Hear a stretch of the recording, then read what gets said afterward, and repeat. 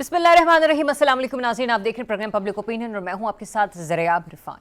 नाज़रीन, आज supreme court में बानी पीटीआई की सेहत से मुताल्लिक एक रिपोर्ट पेश की गई। Friend of the court barrister Salman Safdar की 7 सफ़हात पर मुश्तमिल रिपोर्ट अदालत के सामने पेश हुई, जिसमें बताया गया कि अक्टूबर के बाद बानी पीटीआई की दाईं आंख से नजर धुंधलाने लगी। शिकायत के बावजूद 3 माह तक इलाज नहीं हुआ और तिब्बी सहूलियात को खुद बानी ने गैर तसल्ली बख्श करार दिया।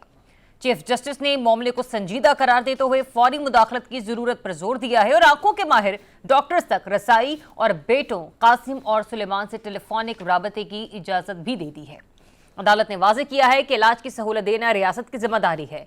इस रिपोर्ट में बानी ने खाने पीने की सहूलियात समेत दीगर सहूलियात पर तसल्ली का इजहार किया। रिपोर्ट के मुताबिक मजमूई तौर पर बानी पीटीआई ने हिफाजत और सिक्योरिटी के बारे में कोई खदशा जाहिर नहीं किया। बानी पीटीआई सुबह 9:45 पर नाश्ता किया करते हैं। 11:30 बजे से 1 घंटे तक कुरान मजीद की तिलावत करते हैं। बानी पीटीआई के हवाले से यह भी मंसूब है इस रिपोर्ट में कि वर्जिश के आलात इस्तेमाल करते हैं, जिसमें एक्सरसाइज बाइक और 2 9 किलोग्राम वजनी डंबल शामिल हैं। दोपहर 1:15 पर गुस्ल के बाद कंपाउंड के चहलकदमी के शेड तक रसाई दी जाती है। उन्हें दोपहर का खाना तकरीबन 3:30 से 4 बजे के दरमियान दिया जाता है। शाम 5 बजे उन्हें दोबारा मुख्तसर चहलकदमी की इजाजत भी दी जाती है। तकरीबन शाम 5:30 बजे से अगली सुबह 10 बजे तक बानी पीटीआई अपने सेल में रहते हैं। रिपोर्ट ये तो बताती है कि सुप्रीम कोर्ट ने अहकामात भी जारी कर दिए हैं, लेकिन सबसे अहम सवाल ये है कि क्या आने वाले दिनों में बानी पीटीआई को इलाज की गर्ज से अस्पताल, बनी गाला या मुल्क से बाहर भी शिफ्ट किया जा सकता है। आज दूसरा अहम मौजू हुकूमत की सोलर पॉलिसी है। सोलर नेट बिलिंग पॉलिसी पर अवामी दबाव इस हद तक बढ़ चुका है कि हुकूमत को 1 माह के लिए नई पॉलिसी पर अमल दरामद मौखर करना पड़ा है। अवाम, अपोजिशन और हत्ता के हुकूमती इत्तेहादी भी इस मामले पर यकजमा हो चुके हैं। आज कौमी असम्बली में इस बारे में तवज्जो दिलाओ नोटिस पेश हुआ। हुकूमत पर दिन दहाड़े डाके के इल्जामात लगे और सवाल ये उठा कि क्या असल मसला वाकई सोलर सारिफीन है, पावर डिवीजन की नाअहली या करप्शन और बिजली के नुकसानात नहीं। अब सवाल ये भी है कि क्या हुकूमत 1 माह बाद मुकम्मल यू टर्न लेगी या मामूली तब्दीली के साथ वही पॉलिसी वापस ले आएगी। खित्ते की सियासत की बात करें तो बांग्लादेश में 2026 के इंतखाबात की पोलिंग मुकम्मल हो चुकी है। गिनती का अमल जारी है। जमात इस्लामी और BNP कामयाबी के लिए पुरुमीद हैं, लेकिन कहा यह जा रहा है कि नताइज का बाकायदा ऐलान कल किया जाएगा। ऐसे में बड़ा सवाल यह है कि क्या बांग्लादेश में पाकिस्तान दोस्त वज़ीर आज़म सामने आने वाला है और क्या भारत का रवायती असर रसूख अब कमज़ोर है। लेकिन सबसे पहले पाकिस्तान की सियासी सूरत हाल को डिस्कस करेंगे। साराना साहब, जो खबरें थीं कि उन्हें पिम्स नहीं ले जाया गया, वो खबरें भी दुरुस्त साबित हुई और ये एक मामला ऐसा खुला कि अब नौबत यहाँ तक पहुँच चुकी है कि फ्रेंड ऑफ द कोर्ट जिन्हें मुकर्रर किया जाता है वो बाहर आके अपनी रिपोर्ट में वाज़ेह तौर पर बताते हैं कि बानी पीटीआई की जो बाईं आँख है उसकी बीनाई तकरीबन सिर्फ 15% तक महदूद रह गई है। 3 महीने तक उन्हें सिर्फ मामूली से आई ड्रॉप्स दिए जाते रहे। ये जिम्मेदारी किस पर होती है? कौन है इसका जिम्मेदार? देखिए, प्रैक्टिकली तो वो जुडिशल कस्टडी में है, लेकिन अमलन वो रियासत की कस्टडी में है। तो मेरा ख्याल है कि जिम्मेदारी तो कबूल करनी पड़ेगी हुक्मरानों को, हुकूमत को। और अगर उनकी मर्जी के बगैर चिड़ी पर नहीं मारती और हाई कोर्ट और सुप्रीम कोर्ट कहें कि जी मुलाकात कराओ और नहीं मुलाकात कराई जाती, तो अगर इतना खुद मुख्तार वहाँ पे से निज़ाम है तो फिर वो निज़ाम इस बात का जवाबदेह है कि अगर इमरान खान को अक्टूबर तक 6/6 दोनों आई साइड उसकी ठीक थी, तो ये अचानक ऐसा क्या हुआ कि एक आंख की बिनाई जो है अब यहाँ तक कहा जा रहा है कि वो चली गई थी और अब वो इंजेक्शन वगैरह से 15% वापस आई है जी। तो ये तो एक बड़ी खौफनाक सी दरियाब बात है। और अपार्ट ऑफ पॉलिटिक्स, क्या हम ये अफोर्ड करते हैं कि कभी जुल्फकार अली भुट्टो को फांसी लग जाए, कभी नवाज शरीफ को हार्ट अटैक हो जाए, कभी इमरान खान के, कब तक हम ये इस तरह नफरत के निज़ाम में हम एक दूसरे को कुचलते रहेंगे? इमरान खान का क्या कसूर है? इमरान खान ने कौन सा ऐसा गुनाह किया? क्या उसने कौमी खजाना लूटा है?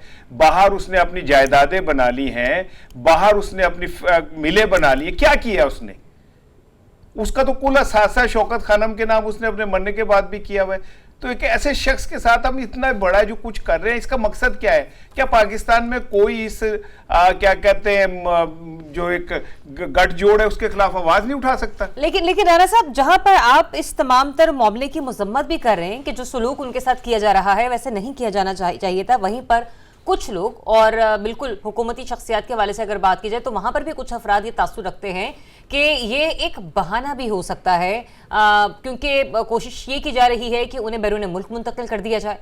देखिए, दो चीजें, बहाना तो तब होता जब ये पीटीआई की जानिब से मुतालबा आता। ये तो हमें पता ही तब चला जब पिम्स में उन्हें लेके गए। लोगों को पता कब चला? जब पिम्स लेके गए। अगले दिन वुजरा सुबह से शाम तक तरदीद करते रहे कि नहीं लेके गए, और बाद में उन्हें मानना पड़ा कि लेके गए हैं। अब अदालत ने एक फ्रेंड ऑफ कोर्ट भेज दिया, उसने जाके जो रिपोर्ट दी, जाहिर है वो गैर जानिबदाराना रिपोर्ट है, उस पे अदालत जो एक्शन ले रही है वो अदालत का काम है। तो इसमें कहां पे मुझे बताएं ये और दूसरी एक चीज मेरी आप सुन लें, इसमें दो चीजें हैं। एक तो ये है कि ये सब कुछ जो हो रहा है, आपको लग रहा है ये बहुत कानून की अमलदारी और अचानक हो गया। अदालतें तो बहुत पहले भी कह रही थी कि जनाब अली मुलाकात कराएं, यूं करें वो करें, कौन सुनता था? कोई ना कोई बात जरूर हुई है, कोई ना कोई चीज ऐसी जरूर हुई है जिसके बाद ये सारा सिस्टम, ये सारा कुछ जो है ये बेहतरी की तरफ गया है। ठीक है, मेरा एक दोस्त है, वो जो चेतावनियां देते फिर रहे हैं सबको कि भाईजान भाग जाओ, जागते रहना ते उन्ना दे उत्ते ना रहना, और जनाब अली यूं है और वो है, वो एवे कह रहे। इतना ज़हीन ज़िरक आदमी, इतना समझदार आदमी, तो कौन है बेवकूफ? बेवकूफ नहीं है, ऐसे नहीं कहते, वो बहुत सियाना है, बड़ा ही सियाना है, ठीक है ना। उसने पहले ही बता दिया कि भाई सुनामी आ रही है, साइड पे हो जाओ, और उसको मुखालिफ उसके क्लिप चुम चुम के शेयर कर रहे। मुझे ऐसा लग रहा था जैसे मुर्शदादा पुत्र है, वो हर शय चुम चुम के जनाब शेर हुई। चले, मैं रजीज साहब से भी जरा जान लेती हूँ। रजीज साहब, मुझे ये बताएगा, आज जो हुकूमत ने उनके ज़ाती मौलजीन तक उन्हें रसाई देने के अहकामात जारी किए हैं, और प्रोग्राम के आगाज़ से पहले आप ही हमें एक्नॉलेज कर रहे थे इन मामलात के हवाले से कि डॉक्टर फवाद खान न्याजी साहब को जो है वो आई सर्जन मुकर्रर किया गया है। गालिबन मुकर्रर नहीं किया गया, सजेस्ट किया गया। अच्छा, तो सर आपको नहीं लगता कि बहुत देर कर दी मेहरबान आते आते? देखिए, इस बात का तो अभी फैसला होना है कि अगर अक्टूबर में उनकी जो आई साइट थी वो 6/6 थी, तो फिर उन्होंने हलफ ऐनक लगा के क्यों लिया था?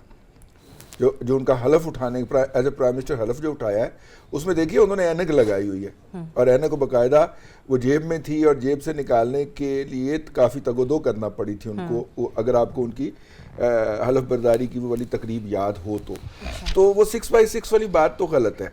लेकिन जाहिर है कि इस उम्र में आके 1.5 नंबर की, 1 नंबर की, 2 नंबर की ऐनक इशार राना आपको भी लगी हुई है, मुझे भी लगी हुई है, लग जाती है इस उम्र में आके। तो इवन देन वो अगर कंप्लेंट कर रहे थे अक्टूबर, नवंबर, दिसंबर, जनवरी, और आज हम फरवरी में बैठे हुए हैं, और हमारे एक दोस्त हैं, बड़े सीनियर सहाफ़ी हैं, उन्होंने आज से 2.5 माह पहले ये खबर रिपोर्ट की थी कि आई के कुछ लोग जो हैं वो गए हैं, उनका व्लॉग भी रिकॉर्ड में पड़ा हुआ है कि आई के कुछ लोग जो हैं वो गए हैं और उन्होंने जाके मुआयना किया है और उनको कुछ सजेशन दी हैं। अच्छा, अब ये बात आ रही है कि उन्होंने कुछ आई ड्रॉप सजेस्ट कर दिए थे। ये बात जो थी ये बड़ी ही अहमियत की हामिल थी कि आप एक क्रॉनिक डिजीज के लिए एक सिंपल आई सर्जन एक सिंपल आई ड्रॉप दे के अब वापस आ जाते हैं। जब उनकी तकलीफ ख़त्म नहीं होती, और ये जो बीमारी है इसके अंदर अगर आपकी दाईं आंख है तो ये पूरा आपका जो सर है ये उसमें शदीद किस्म की दर्द के साथ ना दहकता है, जिसको कहते हैं, और मतलब कि जिसे पंजाबी में कहते हैं मरीज चांगड़े मारता है। मेरी खाला को है, अभी भी अंडर ट्रीटमेंट है, इंजेक्शन लग रहे हैं, उनकी आंख में इंजेक्शन लगता है, फिर आंख के अंदर जो प्रेशर होता है वो मेंटेन किया जाता है, बार बार डॉक्टर चेक करता है आपको हर दूसरे तीसरे दिन। अगर आप घर आ भी जाते हैं इंजेक्शन लगवा के, महीने के बाद एक लगना होता है, तो आपको हर दूसरे दिन जाके वहाँ पे विजिट करवाना पड़ता है, डॉक्टर आंख का प्रेशर मेंटेन करता है, और भी बहुत सारा ध्यान रखना पड़ता है उसका। अदरवाइज तो डॉक्टर यही कहते हैं कि जब इंजेक्शन लगे तो आप 2-3 दिन के लिए हमारे पास ही रहें। तो जितनी संजीदगी आप इस मामले में बता रहे हैं हमें रज़ी साहब, क्या ये ऐसे कोई इम्कानात हैं कि बानी पीटीआई बाहर जाकर अपना इलाज करवाएं जैसे बाकी वज़राए आज़म जाते रहे? देखिए, अब तक जो इतलात हैं मेरे पास उनकी मिसिस के हवाले से ही हैं, और उनका तो ये इसरार है कि इनका ट्रीटमेंट जेल के अंदर ही किया जाए। वो तो जेल से बाहर जाने को भी ना खुद तैयार हैं और ना ही वो कहती हैं कि जी खान साहब तैयार है। उनको कल एक दोस्त ने कोट किया है और उन्होंने कहा कि जी वो तो खुद भी ना सिर्फ कि वो तो फिर जो ये आप विलाग करते रहे कि वो जो पहले उनकी रिहाई होगी, तो वो तो भाई पहले खुद आने को बाहर तैयार नहीं है। और वो कहती है जी खान साहब भी बाहर जाने को तैयार नहीं है, आप यहाँ पे इक्विपमेंट लाएं जेल के हॉस्पिटल में, यहाँ पे उनका इलाज करें। लेकिन कल आपकी खबर थी कि अल-शिफा आई हॉस्पिटल जो है उसके जो सीईओ हैं कोई, उनको वापस तलब किया गया है। तो ज़्यादा स्पेकुलेशन यही है कि वो यहाँ पे प्रेफर करें, लेकिन फ़िलहाल तो ना कोई उन्होंने ऐसी रिक्वेस्ट की है ऑन रिकॉर्ड या ऑफ द रिकॉर्ड, और ना वो जेल से बाहर आने को तैयार। उनकी जो बहन है अलीमा साहिबा, वो भी इसी बारे में गुफ्तगू करती हुई नजर आई। इनफैक्ट आज खासी परेशान दिखाई दी, आप दीदा हो गई, बड़ी हौसलामंद खातून है। एक बात मुझे समझ में, चले आप मुकम्मल कीजिए। हाँ, 6 दिसंबर या 10 दिसंबर को इनकी मुलाकात है खान साहब के साथ, और अक्टूबर से अगर डिकेइंग जारी थी तो मोहतरमा ने एक दफा आके, बाजी ने नहीं बताया कि उनको कोई आंख के अंदर तकलीफ है, उन्होंने कहा कि वो स्ट्रॉन्ग है, ये है, वो है। नौरीन बाजी की भी मेरा ख्याल इसके बाद एक मुलाकात हुई है, तो थोड़ा सा ना ये भी होना चाहिए। ठीक है राना साहब, आज अलीमा साहिबा खासी हमें मायूस नजर आई और खुद से भी मायूस नजर आई, वोटर्स के साथ भी, कौम के साथ उन्होंने मायूसी का इजहार किया कि हम बानी पीटीआई के लिए वो नहीं कर सके जो हमें करना चाहिए था। और जिस तरीके से अब अदालत भी फौरी तौर पर कह रही है कि बेटों से भी टेलीफोनिक राब्ता जो है वो बहाल किया जाए, ये इसरार तो बार बार उनके अहले खाने की तरफ से किया जाता रहा कि खुदा के लिए हमारी मुलाकातें करवाई जाएं। और फिर दूसरा ये भी एक बात रसीद साहब की भी बिल्कुल ठीक है कि सर मामला इतना हसास है, लेकिन वो जमात जो बात पर एहतजाज की कॉल दे देती है, सर वो इतनी बड़ी रिपोर्ट आने के बाद क्यों किसी प्रोटेस्ट के हवाले से कोई गुफ्तगू करती हुई नजर नहीं आ रही? अच्छा, एक तो मैं एक वजाहत कर दूं कि ये अक्टूबर में जो रजी साहब जरा थोड़ा मिक्स कर रहे हैं, ये समझ लें कि अक्टूबर 21 की बात है, ये अक्टूबर इस साल की बात है, 2025 की। तो तब तो मुलाकात नहीं हुई थी ना। ये अक्टूबर, नवंबर, दिसंबर, जनवरी, फरवरी, यानी लास्ट जो मुलाकात इमरान खान की हुई है उस वक्त तक वो ठीक थे। ये 3 माह के अंदर 6 दिसंबर को हुई है। नहीं 6 दिसंबर को कहां से हो गई? ये 6 या 10 दिसंबर को एक मुलाकात है इनकी, हुई है, 10 मिनट की मुलाकात हुई है, डेफिनेटली 10 मिनट की हुई है। लेकिन ये इस साल 2025 की बात है जब उनके ये आंखों का मसला शुरू हुआ है। ठीक है, दूसरी बात यह है कि ये मैं अब समझता हूँ साफत ही अपने वो डॉट्स मिला रहा हूँ। वो ये है कि मुझे ऐसा लगता है कि इमरान खान साहब को चाहे वो उनकी ख्वाहिश हो या ना हो, उन्हें हॉस्पिटल शिफ्ट किया जाएगा। मेरी अपनी जाती वो है, क्योंकि ख्वाहिश ना होने के बावजूद जी विन विन सिचुएशन दोनों के लिए, दोनों फरीकों की इज्जत का मामला इसमें है। अगर इमरान खान बाहर जाते हैं तो उनका सारी सियासी जद्दोजहद खत्म हो जाती है। वो नैरेटिव जो वो लेके चल रहे थे, एक शख्स मेरी बात सुने जिसने 2 साल की जेल काटी, जिसने क्या कहते हैं अपनी हुकूमत के खत्म होने के बाद भी किसी फौरी तौर पर किसी डील या यूं कह लीजिए किसी भी मामले के हवाले से अपनी उसका इजहार नहीं किया, जिनकी क्या कहते हैं बेगम ने भी एहतजाजी तहरीक को लीड किया हो, और उसके अलावा भी सिर्फ बहुत दीगर मामलात हैं जो कारकुनान के साथ होता रहा है, तब भी कोई समझौता नहीं हुआ। आपको लगता है कि अब बाहर जाने के ऊपर उस चीज को इतना ईजी लिया जाएगा? नहीं, मैं यही कह रहा हूं। अब मेरी बात आप दोबारा सुन लें। हाँ। इमरान खान अपनी आंख गवा देगा, अपनी अना नहीं गवाएगा। अच्छा, ठीक है ना। वो कभी भी ऐसा सौदा नहीं करेगा जिससे उसका नाम तारीख में नवाज शरीफ 2 के तौर पे लिया जाए। सही। उसने जितनी जद्दोजहद की, जितनी तकलीफ झेली, वो इस दिन के लिए नहीं झेली है। अभी रजी साहब खुद कंफर्म कर रहे हैं कि वो तो बाहर आने को तैयार ही नहीं है। उसके सारी जो सियासी फतह है वो जेल के अंदर बैठ के है। ये लोगों को नहीं समझ आई। इमरान खान को अब अगर बाहर निकाल देते, 1 साल जलसे करता, 1.5 साल जलसे करता, उसके बाद चीजें नॉर्मलाइज होना शुरू हो जाती। आज जेल में बिठा के आपने इमरान खान का कद इतना बुलंद कर दिया कि आज ऐसा लग रहा है कि हुकूमत उसे एनआरओ मांग रही है और वो एनआरओ देने को तैयार नहीं है। जो पीएमएलएन का नैरेटिव टो करते हैं सर, उनकी राय ये है कि सब कुछ वही हो रहा है जैसे माजी में मियां साहब के साथ भी होता रहा। अगर इमरान खान बाहर चला जाएगा कंपैरिजन ऐसे ड्रॉ किया अगर इमरान खान बाहर चला जाएगा ना तो फिर तो वही पैटर्न है, तो फिर वही पैटर्न है। अच्छा। ठीक है, अगर वो नहीं जाता और वो यहीं रहता है और वो प्रेफर करेगा जेल में रहने को, आपको अंदाजा नहीं है कि उसके ऊपर एक छोटा सा जब खबर छपती है ना कि उसके साथ ये जुल्म हो रहा है, तो आपको पता नहीं चलता कि अवाम में उसकी मकबूलियत कितनी बढ़ती है, अवाम की हमदर्दी उसके साथ कितनी बढ़ जाती है। चले एक मिनट सर, बाहर नहीं भी जाते जेल में रहेंगे या बनी गाला या किसी हॉस्पिटल में? I hope so not hope so but I think so कि इमरान खान की सर्वाइवल पॉलिटिकल इसमें है कि वो हॉस्पिटलाइज्ड हो। कल भी मैंने आपसे कहा सुप्रीम कोर्ट ऑर्डर करे, ठीक है, अब आज सुन ले एक बारी गेम। उन्होंने एक डॉक्टर को भेजा कि जाके आप ये करें, वो डॉक्टर आके कहता है कि जी उनका इलाज हो जेल में मुमकिन नहीं है, और सुप्रीम कोर्ट कहती है कि भाई हम रिस्क नहीं लेंगे कि ये इसकी आंख का कोई मसला हो, इन्हें फौरन शिफ्ट करें। इसमें पहले अगर का लफ्ज लगा, अगर वो रिपोर्ट ये दे देता है कि आके भाई यहाँ इलाज मुमकिन नहीं है, होगा क्या कि फिर सुप्रीम कोर्ट जब ऑर्डर करेगी तो हुकूमत की भी फेस सेविंग होगी कि भाई सुप्रीम कोर्ट ने कहा, हम तो नहीं कह रहे, इमरान खान की भी फेस सेविंग होगी कि भाई मैं एनआरओ तो नहीं ले रहा, मुझे हुकूमत ने कहा। साथ ही अगर वो अदालत ये कहती है कि और इमरान खान कोई पॉलिटिकल बात नहीं करेंगे, ठीक है ना, तो इमरान खान भी कहेगा कि अदालत के हुक्म के तहत भाई मैं नहीं बोल सकता, अदालत का मैं एहतराम करता हूँ। देखिए बात की मुझे बार बार ब्रेक का है। देखिए खान साहब जो हैं वो पहले ही अबाइड बाय कर रहे हैं। 21 दिसंबर 2025 के बाद उनके ट्विटर हैंडल से कोई चीज जुमला और नहीं हुई। ये he is not abide by क्या कहते हैं अदालत, हाँ, वो किसी अबाइड बाय समथिंग एल्स। ठीक है, चले नासिर एक ब्रेक लेते हैं, ब्रेक के बाद आपको फिर से जॉइन लेट्स सी कि आने वाले दिनों में क्या होता है, और दुआ को रहेंगे हम साबिक वज़ीर आज़म के लिए कि अल्लाह ताला जल्द से जल्द सेहतियाब करे। एक ब्रेक के बाद स्टे ट्यून्ड।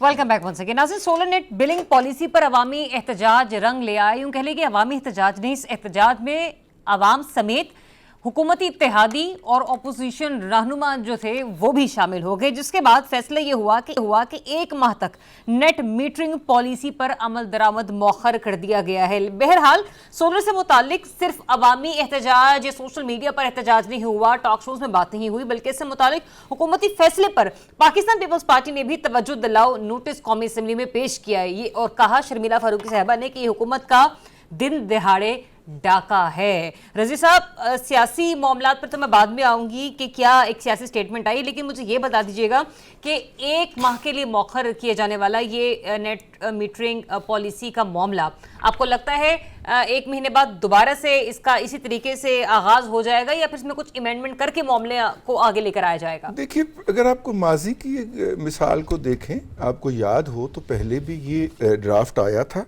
और फिर एहतजाज हुआ था और फिर एक कमेटी बना दी गई थी, उस कमेटी ने रिपोर्ट पेश की और रिपोर्ट पेश करने के से पहले नेपरा के सामने तमाम स्टेक होल्डर को फिर बुलाया गया उस दिन जिस दिन बसंत थी लाहौर के अंदर। मेरे चूँकि 1-2 जानने वालों को भागम भाग बसंत छोड़ के भागना पड़ा, तो वो जिस करब और तकलीफ़ में गए तो उन्होंने जाके वहाँ पे अपनी प्रेजेंटेशन दी, लेकिन जब मंडे के दिन नोटिफिकेशन जारी हुआ तो उन्होंने कहा कि वो पिछले नोटिफिकेशन में और इसमें को उन्होंने कॉमा और शोशे का फ़र्क नहीं डाला, तो वही वाला उठा के फिर नोटिफाई कर दिया, तो इसलिए ज़्यादा एहतजाज हुआ। देखिए, इस वक्त 2 कैटेगरीज हैं।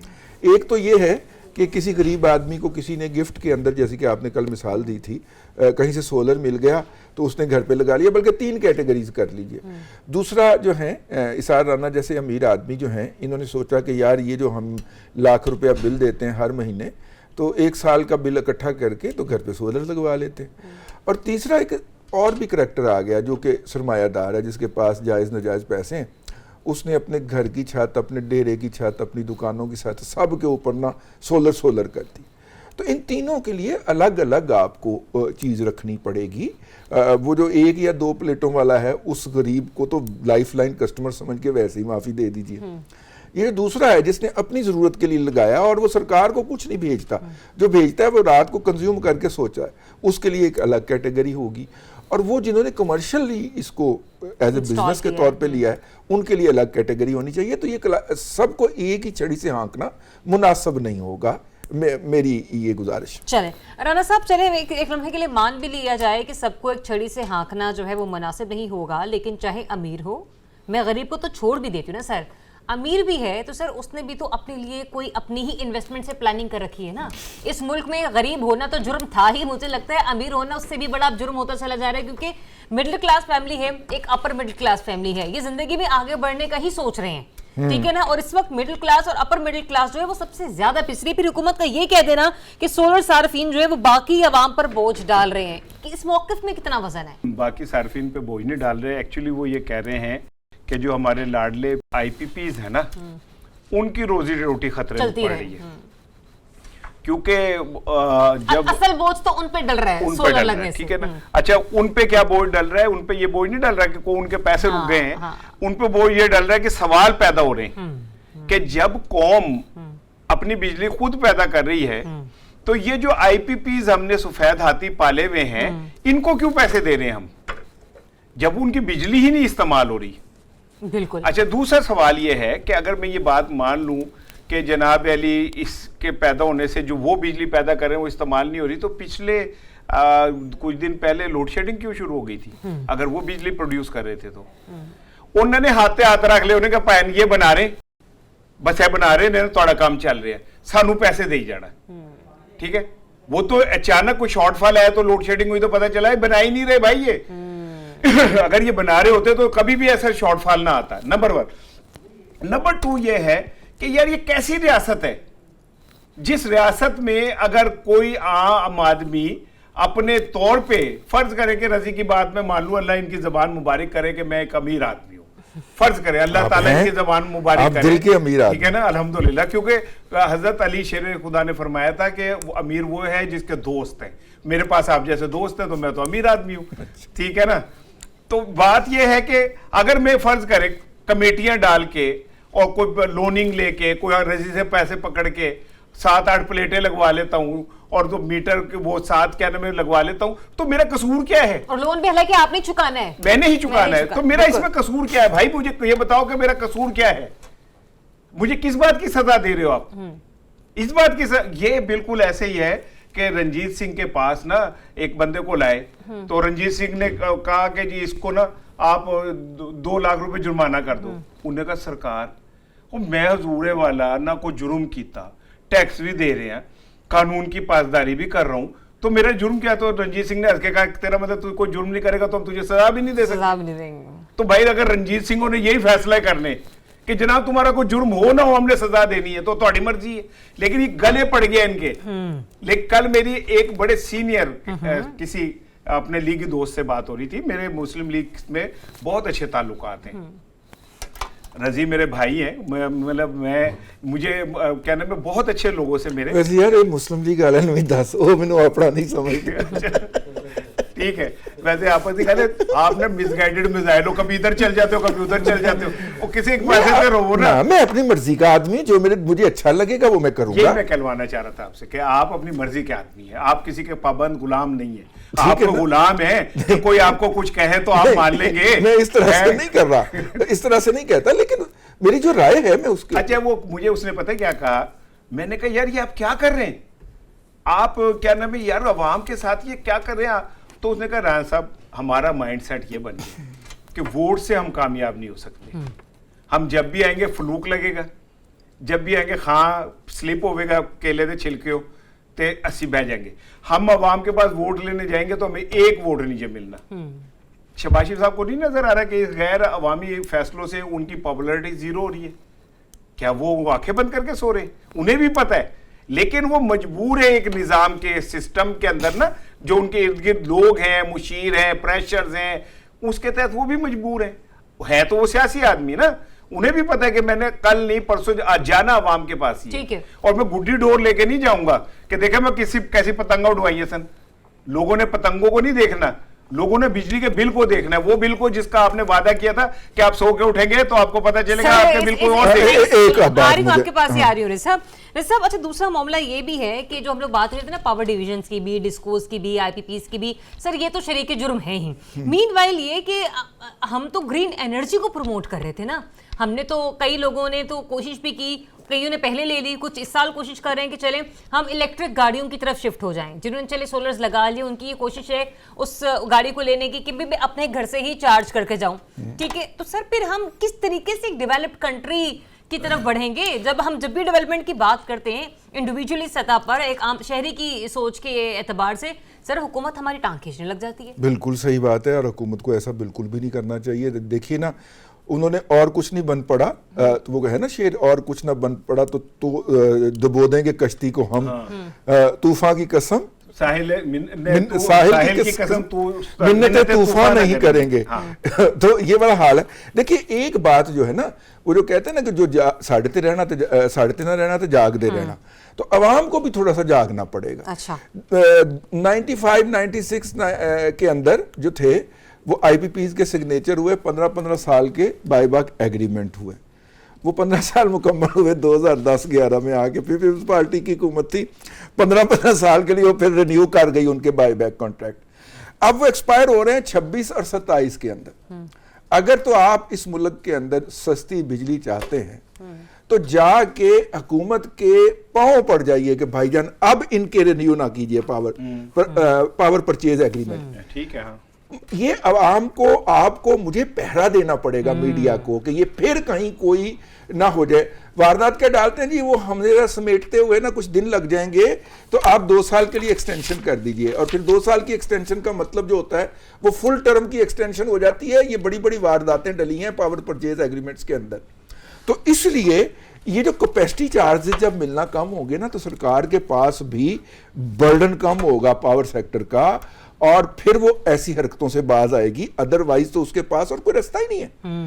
ठीक है ना, वो हर साल 500-600 अरब रुपया, 700 अरब रुपया अदा करती है, वो सर्कुलर डेट फिर वहीं का वहीं खड़ा होता है, क्योंकि बिजली चोरी आप मैनेज नहीं कर सकते, सूबाई हुकूमतें आपसे तावन नहीं करती। एक लै दे के रह गया रहीम यार खान से लेके और पिंडी तक का इलाका, वो बिल दे के बेचारे बिजली इस्तेमाल करते हैं, उनको रगड़ी जाए। और अगर उन्होंने सोलर लगा, अगर उन्होंने घर पे सोलर लगा लिया है तो उनसे कहें कि जी साडा कुत्ता टोमी ते तुहाडा कुत्ता सिर्फ कुत्ता बल्कि कुत्ता ही कुत्ता। अच्छा मैं एक चीज अर्ज करना ब्रेक पे जाना। देखे लाहौर में बसंत मनाएगी, पूरे शहर का चिरागा हुआ, वो बिजली का बिल किसने देना? ब्रेक ले लें आप।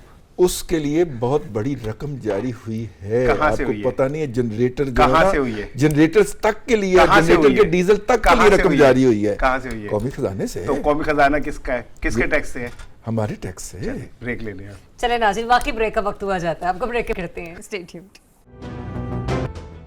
Welcome back once again. नाज़रीन, बांग्लादेश के इंतखाबात मुकम्मल हुए, पोलिंग का अमल जो है वो मुकम्मल हो चुका है, गिनती का अमल जारी है, और कहा यह जा रहा है कि जो टर्न आउट है वो 47% देखने को मिल रहा है। 12 करोड़ 70 लाख वोटर्स ने अपना हक राय दही इस्तेमाल किया। 64 अजला के 300 पार्लिमानी हलकों में आज वोटिंग हुई है। अच्छा, जब ये वोटिंग मुकम्मल हुई तो इससे पहले एक statement I chief adviser Bangladesh की, जिन्होंने कहा कि अवाम ने माजी को मुस्तरद कर दिया। तो क्या इसका मतलब, वैसे तो रज़ी साहब नताइज का ऐलान बाकायदा तौर पर कल होगा, लेकिन आपको क्या लगता है, क्या ये एक पाकिस्तान दोस्त हुकूमत बनने जा रही है, और जो भारत तबाज हुकूमत थी बांग्लादेश में उसका मुकम्मल सफाया होने जा रहा है? मैं आपसे अर्ज करूं, पहले तो मैं ये थोड़ा सा फिगर जो है वो मेरी कमजोरी है। इस वक्त बांग्लादेश की आबादी 16 करोड़ है, उसमें से किसी भी सूरत में 12 करोड़ वोटर नहीं हो सकते। अच्छा। मतलब कि इशारा ना, नंबर 1।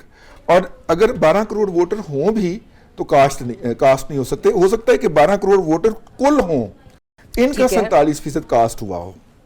हाँ, कुल वोटर 12 करोड़ है। हाँ, कुल वोटर हाँ, ठीक है, उनका 47% हुआ हो। बहुत अच्छा टर्नओवर है, जिसका मतलब 6 करोड़, पौने 6 5.5-6 करोड़ वोट पढ़े हैं।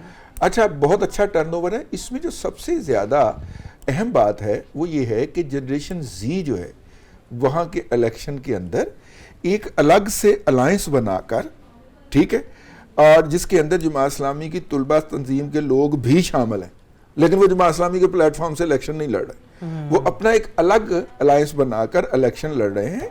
और कुछ लोगों का ख्याल है कि 5% के करीब, विच मीन 15 14-15 सीटें वो भी लेके जा सकते हैं। ये जनरेशन जी का इस तरह बराह रास्त इंतखाबात के अंदर आने का किसी भी मुआशरे में पहला तजर्बा है। अरब स्प्रिंग को आप देख जाइए, वो भी जनरेशन जी का कारनामा था, अरब स्प्रिंग जो थी, फिर जो यूरोप में गई है, और अब पाकिस्तान उस अरब स्प्रिंग का आखिरी नुक्ता है जहां पे अभी उसने आना है। लेकिन आप साबका मशरकी पाकिस्तान और मौजूदा बांग्लादेश को देखिए, जिनकी आदतें तकरीबन हमसे मिलती जुलती हैं, सियासी आदतें भी और अल्लाह आपका भला करे मुआशरती आदतें भी। वहाँ पे जनरेशन जी का जो आज का नताइज होगा ना इसार राना, वो पाकिस्तान के मुस्तकबिल के इंतखाबी नताइज को बहुत ज़्यादा मुतासर करेगा। क्योंकि आप ये बात माने या ना माने, मुस्तकबिल वो हैं जिनको आप हकारत से कहते हैं ना जनरेशन जी। भाई आपको अच्छा लगे या ना लगे, आपकी मिरास आपके बेटे ने, जनरेशन जी ने लेके आगे चलनी है। आप उसकी तरबियत कर लेते हैं अपने मुताबिक, वो भी उस तरह सोचना शुरू कर देता जिस तरह आप सोचते हैं। वो कंप्यूटर का बच्चा है, मतलब कंप्यूटर के दौर का बच्चा है, उसकी सोच आपसे बड़ी मुख्तलिफ है, ठीक है। उसने मैथ डिफरेंट अंदाज में आपसे पढ़ा है। मैंने डबल मैथ फिजिक्स पढ़ा हुआ है, मैं अपने सातवीं के बच्चे को ये नहीं बता सकता कि इस सवाल का हल क्या है, ठीक है, क्योंकि इल्म का मयार बदल गया। मेरे दौर के अंदर कहते थे अमल पूरा नहीं किया तो नंबर पूरे नहीं मिलेंगे। यहाँ पे जनाब स्मार्ट वो क्या है जी उनका, और उसमें सवाल है तो उसका जवाब बताना, अमल शमल कौन देखता है, ठीक है। वो मेरे से कहा जाता था कि ये मे बी क्वेश्चन किसी और ने रिजॉल्व किया है, हाँ, और आपने सिर्फ आंसर लिख दिया। अब देखिए हम जो हैं हमसे वो कम से कम 30 साल 25 साल 35 साल आगे हैं इस दुनिया में।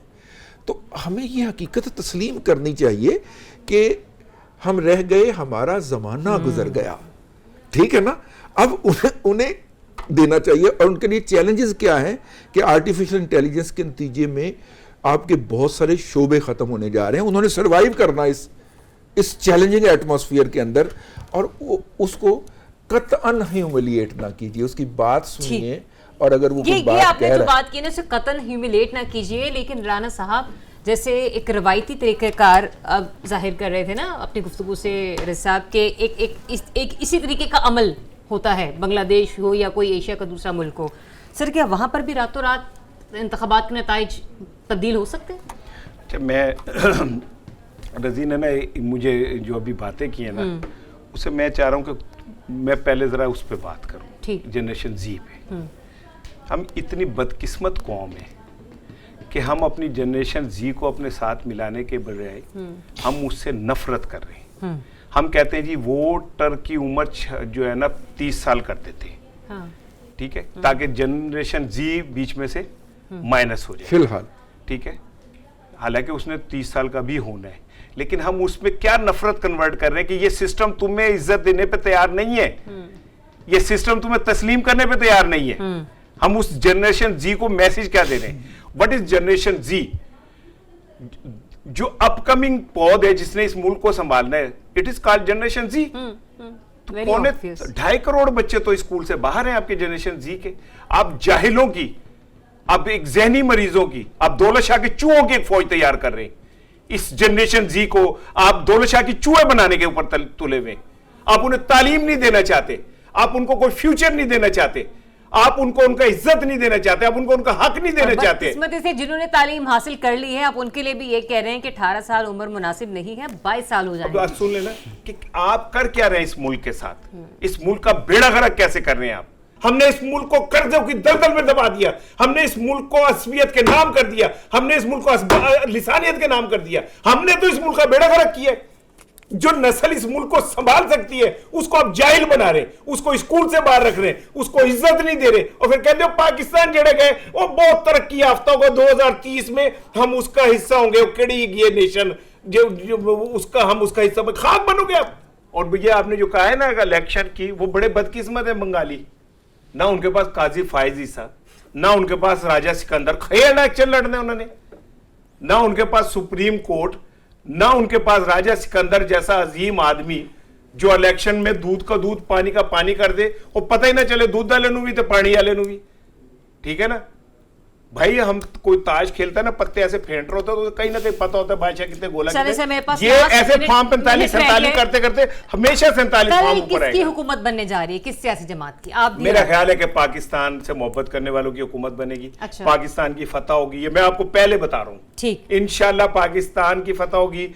वो ये साबित करेंगे कि वो जूद नहीं सही फिर भी यार अपना है। वो यार हैं हमारे, भाई हैं हमारे, बाजू हैं हमारे, और इंशाल्लाह ताला ये कल प्रूव हो जाएगा। हसीना वाजिद ने बीएनपी के भी लोगों को फांसियां दी थी और जमात इस्लामी के लोगों को भी फांसियां दी थी, और बदकिस्मती से वो इन इलेक्शन में नहीं है, और इन इलेक्शन के अंदर बीएनपी भी जो है वो खालिदा ज़िया मरहुमा की पार्टी जो है वो भी कंटेस्ट कर रही है और जमात इस्लामी भी कर रही है।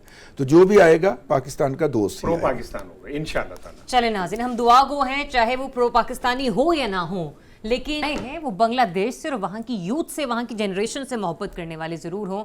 बांग्लादेश के मुस्तकबिल का क्या फैसला होगा ये तो कल ही पता चलेगा। इजाज़त दीजिए, अपना बहुत सा ख्याल रखिए। अल्लाह हाफिज़।